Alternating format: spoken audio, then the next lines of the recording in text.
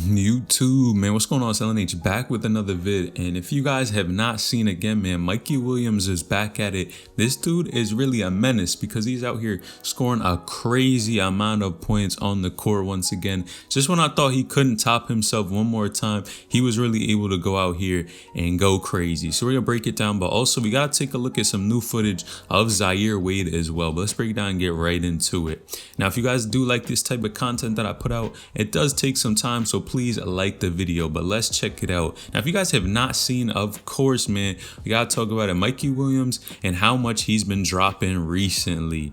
Now, of course, this dude is ranked very highly. You guys know by now, is a huge bucket. But if we take a look at his top games of this season, now top 3 games, this dude has had a 50-point game, a 46-point game, and a 29-point game. Now, those are some serious numbers. You can't tell me that any average high school basketball player is able to put up those type of numbers.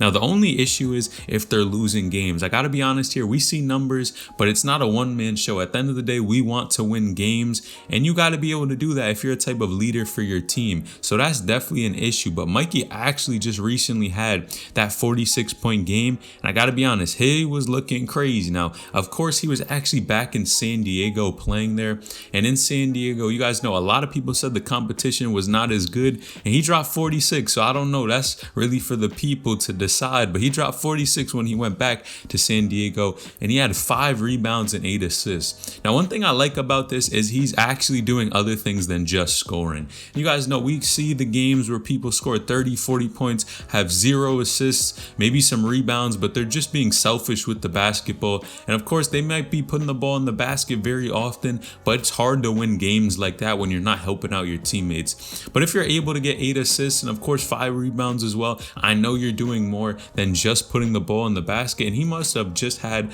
a fire night being able to drop that many points. It was probably looking like everything he put up on the rim would not miss at all. Now, I think the only problem with this game again is they lost the game, which, man, if you're scoring that many points and you're the leader of the team, you can't let that happen. You can't lose games like this. And you guys know they say the competition is way better in Charlotte than it is in San Diego. So when Mikey goes ahead and plays there, he should be winning every single game that he plays in San Diego, playing against some old teams that he has played before. But man, the hate in the comment section is going crazy about Mikey. Man, I don't really know where this is coming from for sure, because there's one of 2 things. Now, number one, when we talk about this, of course, man, people are even bringing it back to when that 8th grader, and there was a 9th grader as well, that dropped around 30 points on Mikey and his squad.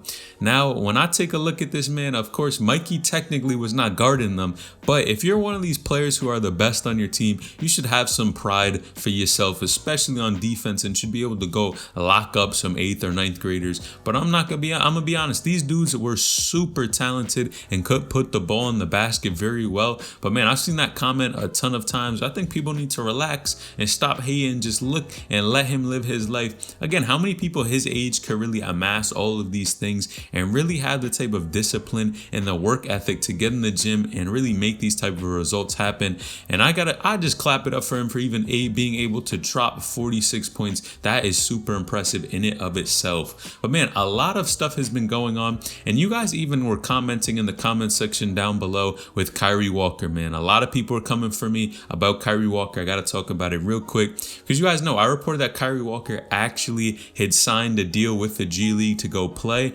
But a lot of people are stating in the comments section it's based off how he plays, so his performance. So technically he signed a deal with the G League, but has not actually officially signed a deal with the Washington Wizards. It's more of a performance deal where he has to play well to be able to get signed. And I gotta be honest, either way, I think he's in a good situation right here where he's still able to prove himself and get on a squad. But it's going to take some work. It's going to take some work for Kyree, I'm not gonna lie, because this dude has had obstacle over obstacle in his way, and he's continued to pursue and try to get to his goal of trying to reach the NBA, man. All the things that happened in his career, I really applaud him for this, man. And especially, I gotta be honest, he's another one that gets a ton of hate, and I don't really know why. When we talk about hate, man, I think the number one thing we gotta talk about is that McDonald's meme. People said he would be working at McDonald's after he didn't make the actual draft and get drafted by a team. I gotta be honest, now that's tough. People are going crazy saying all that stuff. You just gotta relax with the hate. At the end of the day, I think him being able to take all of this hate and use it as fuel to try to get to the NBA, and the fact that he's still pushing, and he also does have his Twitch stuff as well, where he Twitch streams with, Aiden Ross and all of these other guys. I think that's super cool as well, and clearly shows he's a round player. He's able to do other things, but he will not quit regardless of what happens. And I think when we think of this, what comes to my mind is people like LaAngelo Ball. Of course, this is another dude who's been through a ton of stuff and has still found a way to make it onto an NBA team. Man, I know Kyree Walker is probably going to be there eventually, and I've definitely said things about him, but at the end of the day, man, talent is there, and hopefully he can really demonstrate and show that he has what it takes to make it at the next level. But I personally think he does. Now, I got to talk about this next topic, man. Zaire Wade, we have some new footage, and I'm curious about everyone's opinion on this, man.